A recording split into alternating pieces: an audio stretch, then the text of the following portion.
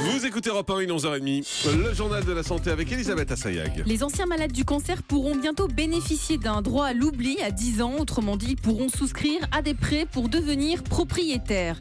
À l'hôpital, de jolies assiettes bien présentées améliorent nettement la santé des patients. Et puis, si vous avez un bébé, son tour de lit peut être mortel. C'est une étude américaine qui prévient des dangers de cet accessoire de puériculture. Et tout d'abord, une bonne nouvelle, donc bientôt la fin de la double peine pour les malades du cancer. Les députés viennent de voter plusieurs amendements dans le cadre du projet de loi santé, dont le principe du droit à l'oubli. Concrètement, cela va permettre aux anciens malades la possibilité de ne pas parler de leur maladie quand ils voudront contracter un prêt ou même acheter une voiture. Ils n'auront plus à attendre 15 ans, mais 10 ans. Et c'est un pas en avant. Ce n'est pas encore assez pour Anne-Sophie Robineau. Elle a 28 ans, elle est en rémission depuis 3 ans et elle est au micro de Céline Kallmann pour Europe 1. C'est un grand pas en avant. Maintenant, on aurait espéré mieux. Je porte la voix des 13-30 ans. Moi qui ai eu un cancer, qui ai eu ma rémission à 25 ans, je devrais donc attendre mes 35 ans avant de pouvoir, entre guillemets, emprunter comme tout le monde. Et 10 ans, c'est beaucoup. Encore une fois, la maladie, on l'a pas choisie. Les traitements, on les a subis, on a réussi à survivre à tout ça. Oui, c'est un pas en avant phénoménal que le gouvernement nous a offert et de la promesse présidentielle d'il y a 2 ans, mais on peut encore mieux faire. Et que ces cancers de bon pronostic soient pris en compte par cette loi du droit à l'oubli, c'est très très important. On est jeune avant d'avoir un cancer, et ça, il faut pas l'oublier.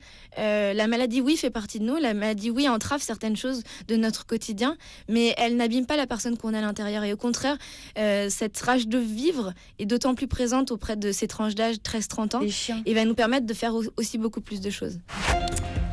À l'hôpital, de jolies assiettes pour les repas améliorent la santé des malades. Ce sont des chercheurs israéliens qui sont partis du principe qu'en matière d'appétit, tous les sens sont importants. Alors ils se sont dit, si les aliments sont mieux présentés, mieux disposés, cela va donner davantage envie aux malades de manger. Et c'est vrai qu'aujourd'hui, le plateau repas en hôpital, c'est un peu un plateau repas classique, sans couleur, sous cloche en plastique. Donc ils ont fait appel à l'Institut Paul Bocuse de Lyon.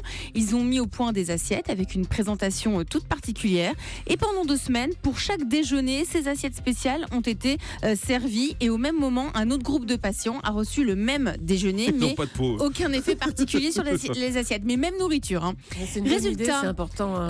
Parce que la seule amélioration de l'aspect de l'assiette a permis d'augmenter la consommation de près de 20%.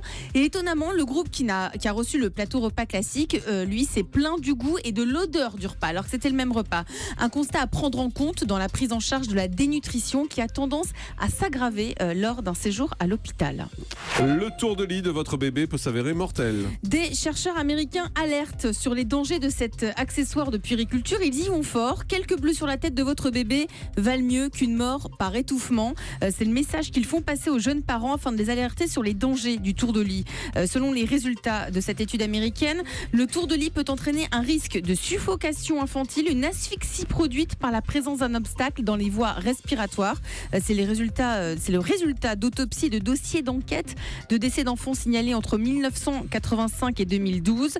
Les résultats ont confirmé que les tours de lit étaient à l'origine du décès de 48 enfants âgés de 1 à 22 mois et 146 bébés ont été pris en charge à la suite d'une suffocation. Donc faites attention à votre tour de lit, voire même supprimez-le.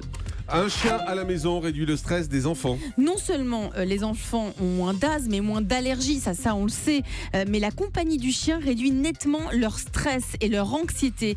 Ce sont des chercheurs du centre médical Bassett à New York qui ont démontré les bienfaits des chiens sur la santé mentale des plus jeunes en observant 643 enfants âgés de 4 à 10 ans. Parmi eux, 58% avaient un chien. Durant 18 mois, les pédiatres ont évalué le niveau de stress et d'anxiété des enfants grâce à des tests sur Internet. Les questions portaient sur l'activité physique, leur alimentation, le comportement et les capacités de concentration des enfants ainsi que la dépression parentale. Et les résultats montrent que les enfants qui grandissent avec un chien ont un niveau d'anxiété moindre que les autres. 21% des enfants n'ayant pas de chien ont obtenu un score élevé contre 12% pour ceux qui en possédaient un. Ce score d'anxiété était particulièrement important chez les filles. Ce sont des travaux qui confirment donc le bienfait bienfaits des animaux de compagnie auprès des enfants. On connaissait déjà leur impact positif sur les enfants atteints de cancer, d'autisme ou des personnes âgées aussi en maison de retraite. Allez, on termine avec le chiffre du jour. 2,5 cm. Si vous dormez à une distance de 2,5 cm avec votre conjoint, cela signifie que vous avez une relation amoureuse satisfaisante.